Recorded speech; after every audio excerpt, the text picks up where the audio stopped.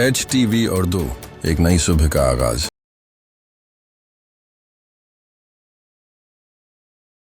अस्सलाम वालेकुम नाजरीन, मैं नफ़ीस अंजुम STV उर्दू के इस ख़ास प्रोग्राम में आप सभी का खैर मकदम करता हूँ।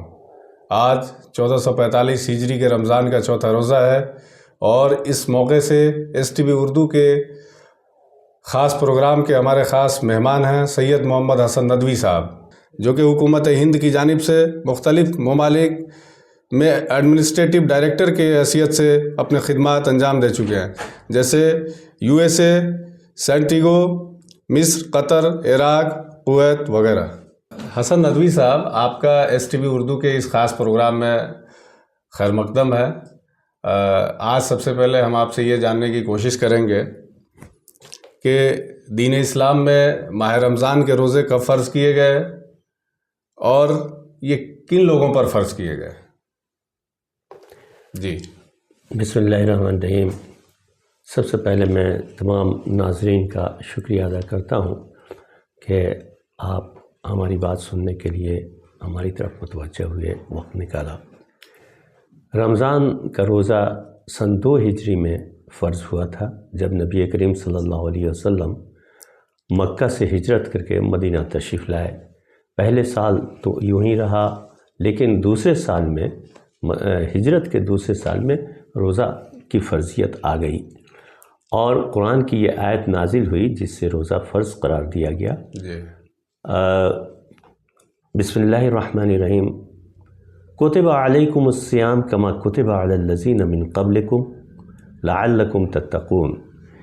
यानी तुम लोगों, आप तमाम उम्मत मुहम्मदिया पर रोज़ा फ़र्ज़ किया जाता है जैसा कि पहले की उम्मतों पर रोज़ा फ़र्ज़ था, और ताकि ये उम्मत मुत्तकी और परहेज़गार बन सके। जी जी। तो ये दूसरी हिजरी में फ़र्ज़ किया गया और कुरान की इस आयत के रूह से रोज़ा फ़र्ज़ किया गया। हर मुस्लिम जो आकिल हो, बालिग हो, जी जी, उस पर रोज़ा फ़र्ज़ है। जी। अब कुरान ये कहता है कि जो लोग सफ़र में हैं या बीमार हैं, जी, तो उनके लिए ये सहूलत है कि बीमारी से सेहतमंद होने के बाद, सफ़र से गुज़रने के बाद क़ज़ा रोज़ा रख लें। जी। कुरान ये कहता है फ़मन कान मिनकुम मरीज़न औ अला सफ़रिन फ़इद्दतुम मिन अय्यामिन उख़र। अगर कोई मरीज़ है या सफ़र में है तो वो रमज़ान बाद अगर एक रोज़ा छूटा, 2 रोज़ा छूटा, तो उतना रोज़ा वो क़ज़ा कर ले, कफ़ारा अदा करना नहीं पड़ेगा। तो ये सहूलत दी गई है। और दूसरी बात ये कि कुछ बूढ़े लोग हैं जो रोज़ा रखने से माज़ूर हैं, तो वो क़ज़ा भी नहीं कर सकते हैं। तो कुरान ये कहता है वअलल लज़ीना युतीक़ूनहु फ़िद्यतुन तआमु मिस्कीन। तो जो लोग रोज़ा नहीं रख सकते हैं या बमशक्क़त रख सकते हैं, अगर रोज़ा रखेंगे तो उनको नुकसान पहुँचेगा। अब जैसे ये लोग होते हैं, डायबिटीज़ के मरीज़ होते हैं और दूसरे मरीज़ होते हैं जिनको ज़रूरत होती है दवा लेने की, तो कुरान ये कहता है कि वो अपने बदले में हर रोज़ एक फ़कीर को खाना खिला दें, ये फ़िदिया अदा कर दें। तो उनको ये सहूलत कुरान देता है। और अल्लाह ये भी कह रहा है युरीदुल्लाहु बिकुमुल युस्र वला युरीदु बिकुमुल उस्र। अल्लाह ताला सहूलत देना चाहता है उम्मत को, या अपने बंदे को मशक्क़त में नहीं डालना चाहता। लिहाजा हर तरह की सहूलत दी जा रही है। अगर कोई मरीज़ है, सफ़र में है, तो दूसरे दिनों में रख ले, और अगर कोई नहीं रख सकता है, बमशक्क़त रखेगा, तो फिर उसको ज़रूरत नहीं है रखने की। हर रोज़ एक फ़िदिया अदा करे, एक मिस्कीन को खाना खिलाने की शक्ल में। लेकिन अगर कोई शख्स रोज़ा रखने की सलाहियत रखता है और रोज़ा नहीं रखता है जानबूझ के, तो फिर उसके ऊपर कफ़ारा है। एक रोज़ा के बदले में उसको 60 रोज़ा रखना पड़ेगा और मुसलसल रखना पड़ेगा। अगर बीच में एक कहीं टूट गया तो फिर से शुरू करना पड़ेगा। तो ये बहुत बड़ी सज़ा है। जी जी। अगर कोई जानबूझ के सेहत की हालत में रोज़ा छोड़ देता है तब। जी। तो ये रोज़ा की फ़र्ज़ियत और लोगों पर है। ندوی صاحب اس پہ آگے جو ہے روزہ کے اصل معنی اور مفہوم کیا ہیں اور یہ اسلام کا کون سا رکن ہے؟ دیکھیے روزہ تو اردو لفظ ہے لیکن عربی میں اس کو صوم کہتے ہیں. صوم کے معنی ہے رک جانے کو، جی ٹھہر جانے کو. تو چونکہ اس میں روزہ میں لوگ کھانے پینے سے رک جاتے ہیں اس لیے اس کو صوم کہا گیا ہے. اور اس کا دوسرا کیا پوائنٹ ہے آپ کا؟ جی یہ اسلام کا کون سا رکن؟ ہاں رکن. جی. تو نماز، روزہ، حج، زکوٰۃ یہ 4 ارکان ہیں جی. جس میں اس کا دوسرا نمبر ہے. جی اچھا، اس کے آگے ندوی صاحب ہم جاننے کی کوشش کریں گے کہ ہمیں ماہ رمضان میں اصل ہمیں کن کن چیزوں سے پرہیز کرنی چاہیے اور ہمیں ایسی کون کون سی چیزیں کرنی چاہیے. اس کو ذرا آپ قرآن حدیث کی روشنی میں اس کو بے تھوڑا شک. سا سمجھیں. اللہ کے رسول نے فرمایا ہے کہ اذا اصبح احدکم یوما صائما فلا يرفث ولا يجهل فإن امرؤ شاتمه او قاتله فليقل انی صائم انی صائم انی صائم. اللہ کے رسول فرماتے ہیں اگر کوئی شخص روزہ رکھتا ہے جی. تو اس کو پرہیز کرنا ہے شہوت سے، پرہیز کرنا ہے لڑائی جھگڑا غیبت وغیرہ سے، جی اور بدگوئی سے، بدزبانی سے پرہیز کرنا ہے. اگر کوئی شخص آپ فرماتے ہیں فَإِنِ امْرُؤٌ شَاتَمَهُ، اگر کوئی شخص آپ کو گالی دیتا ہے یا آپ سے جھگڑا کرتا ہے تو آپ کہہ دیجئے انی صائم انی صائم، بھائی میں تمہارا جواب نہیں دے سکتا، میں روزے سے ہوں. اور اگر آپ قرآن میں آگے دیکھیں تو پہلے کے قرآن ذکر کرتا ہے کہ پہلے کے زمانے میں روزہ میں بات کرنا بھی منع تھا.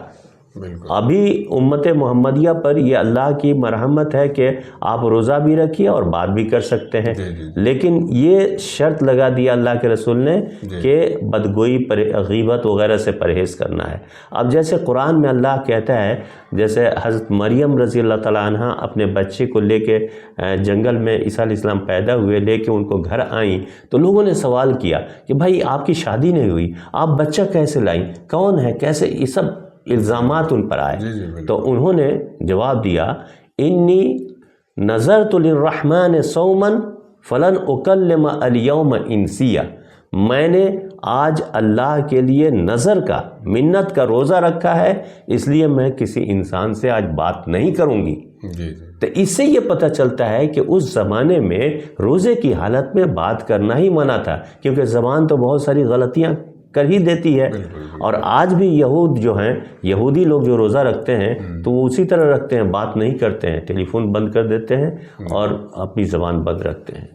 تو اس میں خاص طور سے اللہ کے رسول نے یہ کہا من لم یدع قول الزور والعمل به فلیس للہ فی ان یدع شرابہ وطعامہ او کما قال رسول اللہ. اللہ کے رسول نے کہا جو شخص جھوٹ بولنے سے پرہیز نہیں کرتا ہے تو پھر ایسے شخص کہ کھانا پینا چھوڑنے سے اللہ کو کوئی مطلب نہیں ہے، یعنی اس کا روزہ مقبول نہیں ہے. اللہ کے رسول فرماتے ہیں کم من صائم لیس لہ من صیامہ الا الظم، کتنے روزے دار ایسے ہیں جن کو ان کے روزہ سے سوائے بھوک پیاس کے کچھ حاصل نہیں ہوتا، کیونکہ وہ روزہ بھی رکھتے ہیں، بدگوئی بھی کرتے ہیں، غیبت بھی کرتے ہیں، چغلی بھی کرتے ہیں، لڑائی جھگڑا بھی کرتے ہیں اور گالی گلوچ بھی کرتے ہیں. تو اس سے یہ روزہ جو ہے ان کا خراب ہو جاتا ہے اور اس حدیث کے روح سے وہ روزہ مقبول نہیں ہوتا ہے. تو ہمیں جو ہے یہ زبان کو کنٹرول کرنا ہے، غصے سے پرہیز کرنا ہے اور ہر طرح کی بدگوئی سے پرہیز کرنا ہے. اب دوسرا پہلو یہ ہے کہ آپ کو کیا کام کرنا ہے. تو کام اس میں جو روزہ کے میں سب سے اہم چیز ہے قرآن اور رمضان کا تعلق. شہر رمضان الذی انزل فیہ القرآن ھدی للناس بینات من الھدی والفرقان فمن شہد منکم الشہر فلیصمہ. تو یہاں پر اللہ نے بتایا کہ قرآن کا نزول شروع ہوا رمضان کے مہینے میں، اور پھر آپ نے دوسری جگہ کہا انا انزلناہ فی لیلۃ القدر، لیلۃ القدر میں قرآن نازل ہونا شروع ہوا. تو قرآن کا اس مہینے سے خاص رشتہ ہے. تو تلاوت کلام پاک زیادہ سے زیادہ کیا جائے اور سنت طریقہ پر اللہ کے رسول نے تراویح بھی اسی لیے سنت کر دیا، جاری کر دیا، تو وہ چیز بھی شروع ہو گئی۔ پورا قرآن سن لیتے ہیں اس میں، تو قرآن، اور دوسری چیز یہ ہے کہ تسبیحات پڑھیں، اور تہجد اگر پڑھ سکتے ہیں تو سحری کے بعد تہجد پڑھیں اور دعا کریں۔ دعائیں جو ہے اس مہینے میں خاص طور سے مقبول ہیں، اللہ قبول کرتا ہے، کیونکہ اللہ کے رسول نے یہ فرمایا کہ اللہ کا یہ کہنا ہے کل عمل ابن آدم لہو الا الصوم فإنہ لی وأنا اجزی بہ۔ انسان کا جو عمل ہے، مومن کا جو عمل ہے وہ اس کا ہے، اس کا بدلہ اس کو ملے گا، لیکن روزہ خاص طور سے بندہ میرے لیے کھانا پینا چھوڑتا ہے تو اس کا بدلہ میں ہی دوں گا، اور اس کا اعلان نہیں کیا۔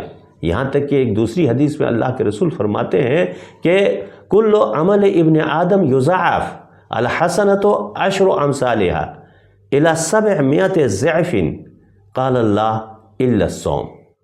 تو آپ نے فرمایا کہ ہر عمل کے 10 نیکی ملتے ہیں، اگر ایک عمل کیا آپ نے نیک تو اس کے 10 ثواب ملیں گے، اور یہ بیسک ہے، قرآن نے بھی کہہ دیا من جاء بالحسنۃ فلہ عشر امثالہا، ایک نیکی پر، ایک عمل پر، ایک نیک کام پر 10 ثواب ملیں گے، اور 700 گنا تک ثواب ملیں گے۔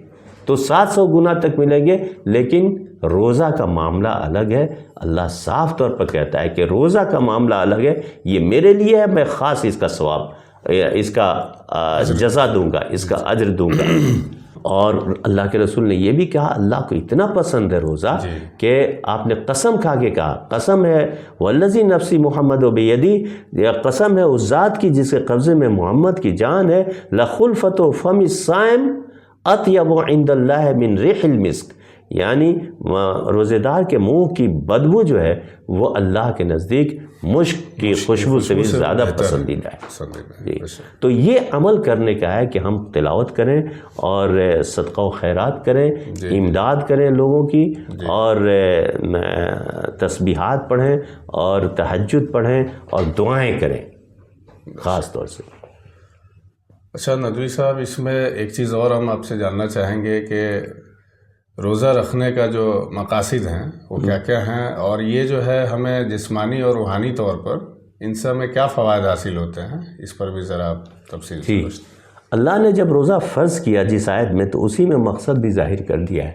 مثلا اللہ نے کہا کتب الصیام کما کتب علی الذین من قبلکم لعلکم تتقون۔ ہاں، تو یعنی روزہ آپ پر فرض کیا گیا جیسے پہلی امتوں پہ فرض کیا گیا ہے، تاکہ آپ متقی اور پرہیزگار بن جائیں۔ تو متقی اور پرہیزگار کا مطلب یہ ہے کہ گناہوں سے رکنا اور اللہ سے ڈرنا۔ اب گناہوں سے رکنا اور اللہ سے ڈرنا کا ماڈل کیا ہے؟ تو اس ماڈل کے لیے اللہ تعالیٰ نے رمضان کا ایک مہینہ رکھا جو ایک ٹریننگ کیمپ ہے۔ اس میں باقاعدہ ٹریننگ دی جاتی ہے تاکہ ایک مومن اس کیریکٹر کو اختیار کرے جو مومن کا کیریکٹر ہے، مسلم کا کیریکٹر ہے، اور جس سے تقوی ظاہر ہوتا ہے۔ تو وہ کیریکٹر کیا ہے؟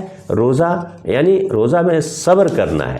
صبر کا مطلب یہ ہے کہ مصیبت کو بھی جھیلنا ہے اور مصیبت سے بھی ٹکرانا ہے۔ یعنی مصیبت اگر آئے تو اس کا مقابلہ کرنا ہے، اور امداد، تو صدقہ و خیرات اور زکوٰۃ کے ذریعے غریبوں کی مدد کرنا ہے۔ تیسری بات یہ کہ غریب اور مسکین جو بھوکے رہتے ہیں تو اس کو بھی محسوس کرنا ہے کہ ایک امیر آدمی اس چیز کو محسوس کرتا ہے کہ غریب آدمی بھوک پیاس کیسے برداشت کرتا ہے، تاکہ اس کے اندر مدد کا جذبہ پیدا ہو، غریبوں سے محبت اور قربت پیدا ہو۔ تو یہ مدد و امداد بھی ہے اس کا ایک پیغام، اور خلوص بھی ہے۔ تو اس رمضان میں یہ سب چیزیں ہم لوگ کرتے ہیں، مومن کرتے ہیں، اور یہ کیریکٹر جو ہے مومن کا ہے، اور تقوی اسی کی تشریح ہے۔ یعنی ایک مرد مومن عبادت بھی کرتا ہے، خلوص سے کرتا ہے، یعنی وہ اگر چاہے تو چھپ کے کھا سکتا ہے، لیکن یہ مخفی عبادت ہے، ہڈن عبادت ہے۔ تو یہ اللہ سے محبت کرتا ہے تو اس کے لیے تنہائی میں بھی نہیں کھائے گا، چھپ کے بھی نہیں کھائے گا۔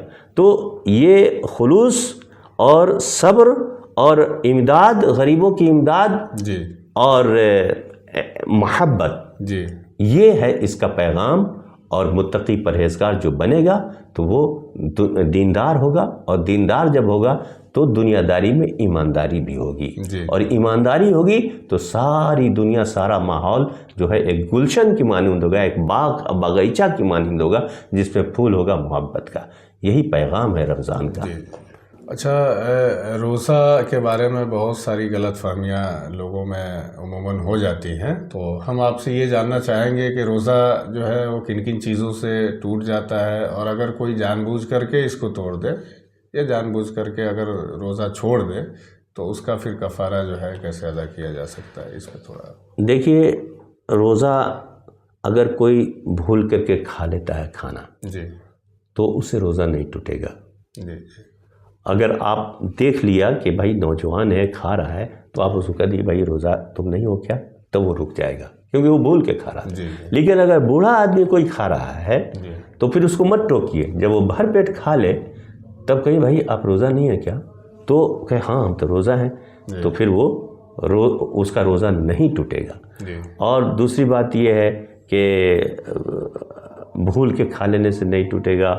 اور اگر کوئی شخص سگریٹ پی لیتا ہے، کھینی کھا لیتا ہے، یا کوئی بھی ایسی چیز دوا کے طور پر اگر جسم کے اندر وہ ڈالتا ہے جس سے وہ آنت تک وہ چیز پہنچ جاتی ہے، تو روزہ ٹوٹ جاتا ہے. اب انجیکشن چونکہ وہ نہیں ہے، نس میں نہیں ڈالیے گا ٹوٹ جائے گا، لیکن مسل میں اگر انجیکشن دیں گے تو نہیں ٹوٹے گا. ہاں. اور اسی طرح سے اور کان میں بھی تیل ڈالیں گے تو بھی نہیں ٹوٹے گا، سر میں تیل لگائیے نہیں ٹوٹے گا، ناک میں تیل ڈالیے نہیں، دوا ڈالیے نہیں ٹوٹے گا. ان سب چیزوں سے نہیں ٹوٹے گا. لیکن یہ خیال رکھیے کون سی چیز جو ہے آنت تک پہنچ رہی ہے، کون سی چیز انرجی دے رہی ہے، تو پھر اس سے روزہ ٹوٹ جائے گا. ہاں، منہ بھر کے قے ہو جائے، اگر قے ہو جاتا ہے منہ بھر کے تو روزہ ٹوٹ جائے گا. اگر تھوڑا سا ہوا تو نہیں ٹوٹے گا.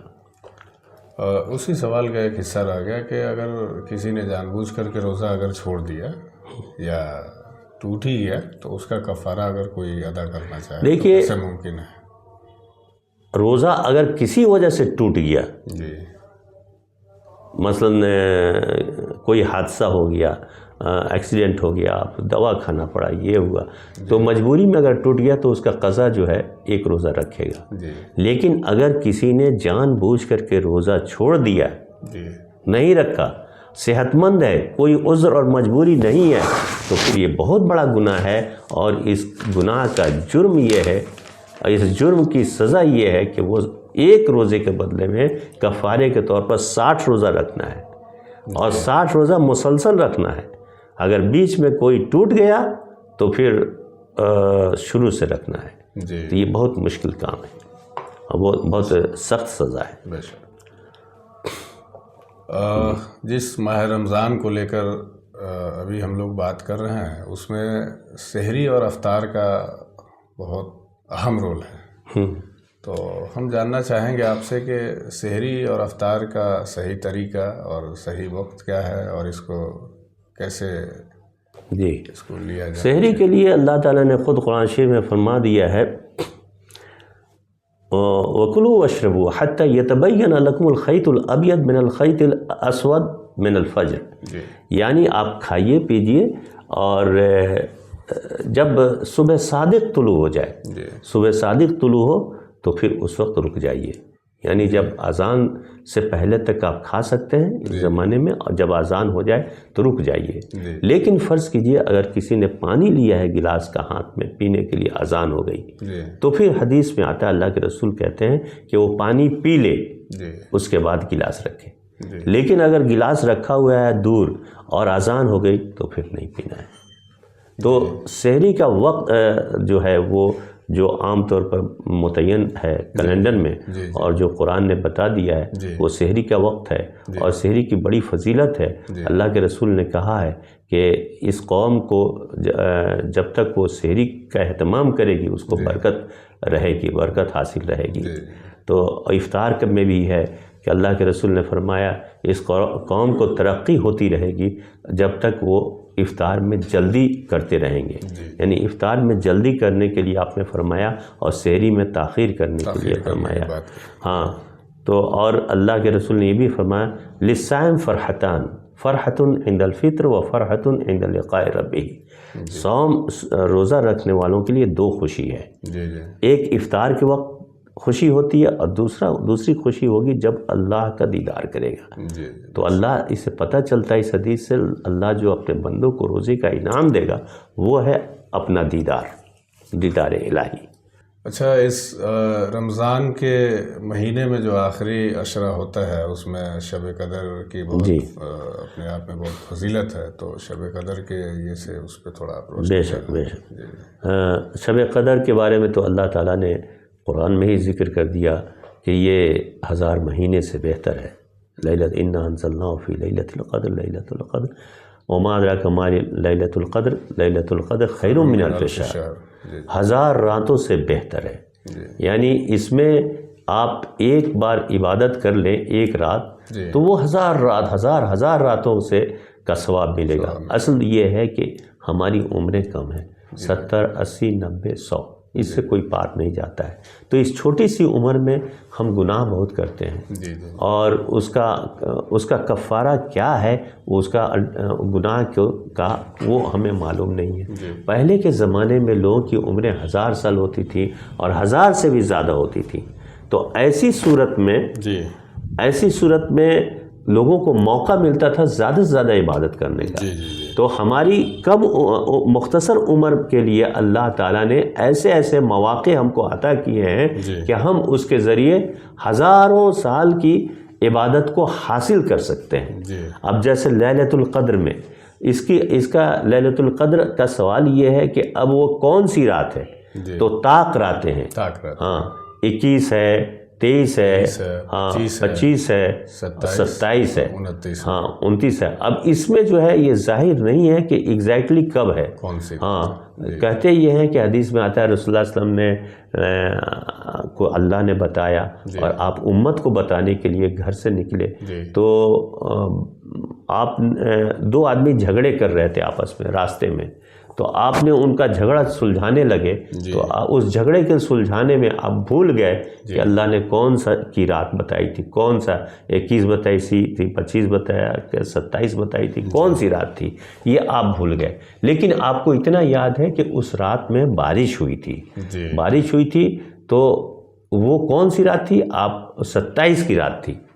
تو بارش والی 27. تو یہ 27 کی رات جو ہے بہت مشہور ہو گئی کہ 27 کو شب قدر ہے. حالانکہ وہ 21 کو بھی ہو سکتی ہے، 25 اور 29 کو بھی ہو سکتی ہے. اور اس کے اندر مصلحت یہ ہے کہ اللہ یہ چاہتا ہے کہ یہ سارے آخری عشرہ بہت ہی مبارک ہے.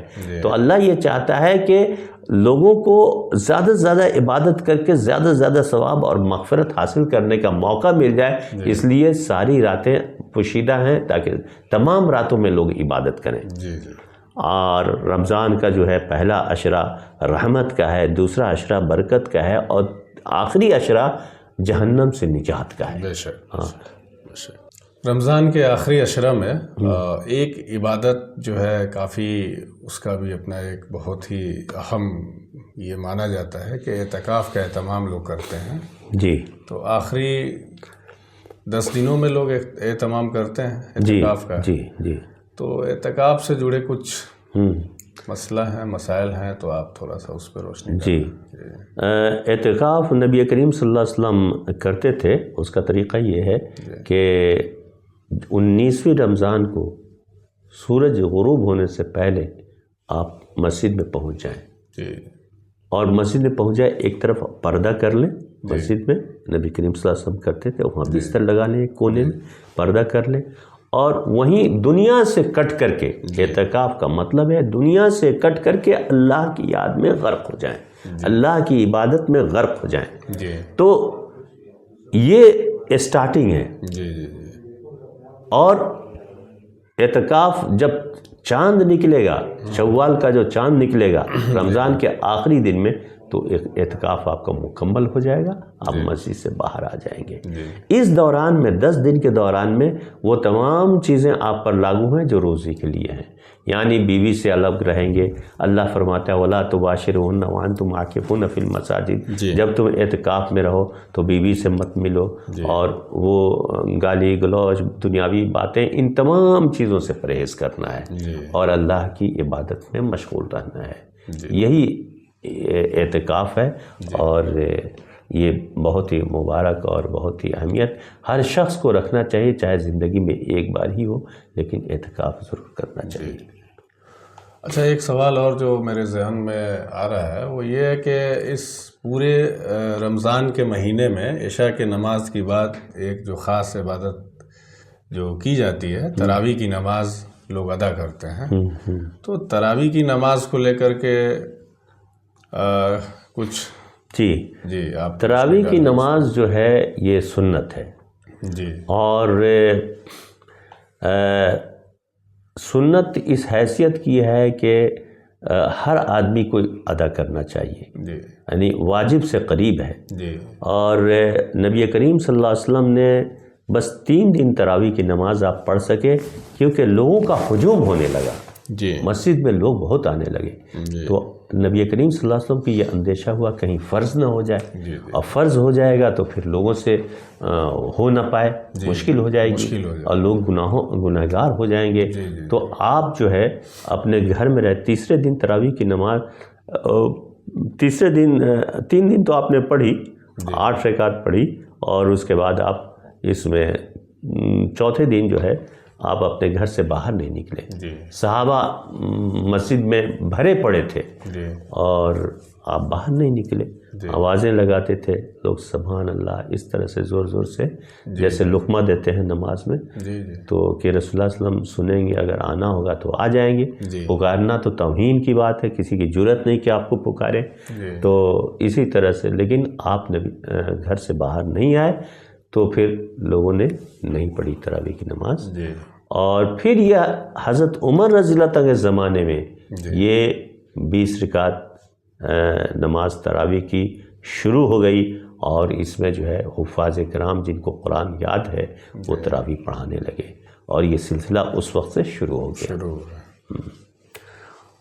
اچھا، اب ہم لوگ آخر موڑ پہ ہیں اس پروگرام کے، تو آخر میں آپ سے ہم یہ جاننا چاہیں گے کہ جب رمضان کا مہینہ اپنے اختتام پہ ہوتا ہے، اور اس کے بعد میں جو عید الفطر کی نماز ہم لوگ ادا کرتے ہیں، تو عید الفطر کی نماز ادا کرنے سے پہلے بھی کچھ چیزیں ہم کو کرنی ہوتی ہیں، جیسا کہ صدقہ فطر۔ جی، صدقہ فطر، ہاں، تو صدقہ فطر کن لوگوں پر واجب ہے، اور اس کی ادائیگی کا صحیح طریقہ کیا ہے؟ اس بات پر بھی تھوڑی روشنی ڈالیں۔ صدقہ فطر کے بارے میں رسول اللہ صلی اللہ علیہ وسلم نے فرمایا ہے، فرض رسول اللہ صلی اللہ علیہ وسلم زکوٰۃ الفطر طہرۃ من اللغو من الرفث واللغو وطعمۃ للمساکین۔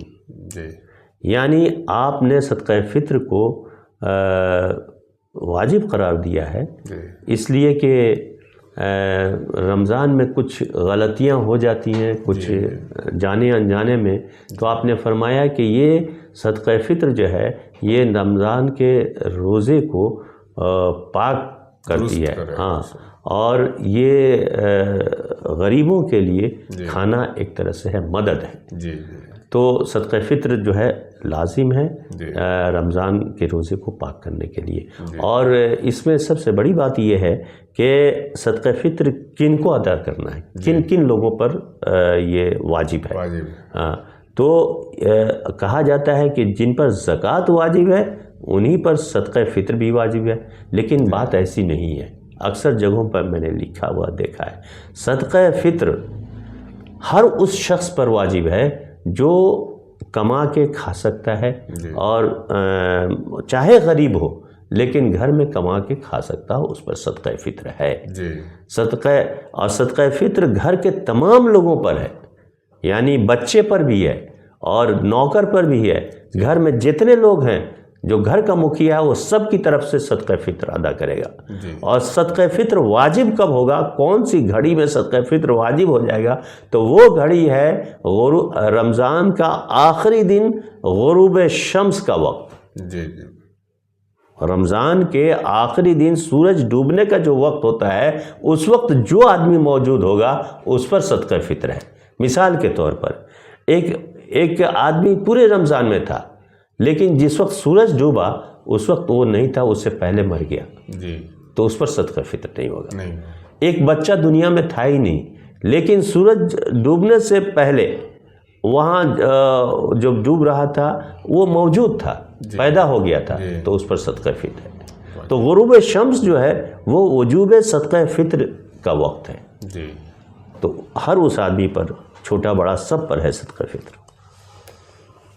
بہت بہت شکریہ حسین ندوی صاحب, آپ ہمارے اس خاص programme S T V news Urdu کے اسٹوڈیو میں آئے اور آپ اپنا قیمتی وقت ہمیں دیا اور ہم اس پروگرام کو آپ نے کامیاب بنایا. اس کے لیے پھر سے آپ کا بہت بہت شکریہ. جی, آپ کا بھی بہت بہت شکریہ اور تمام ناظرین کا بہت شکریہ. اور میں سمجھتا ہوں کہ جو کچھ میں نے عرض کیا ہے اس سے ان کو افادہ ہوگا اور وہ اس سے مستفید ہوں گے انشاءاللہ تعالی. آئندہ پھر اس سلسلے میں اسلامیات پر گفتگو ہوگی. وما علینا الا البلاغ المبین. والسلام علیکم.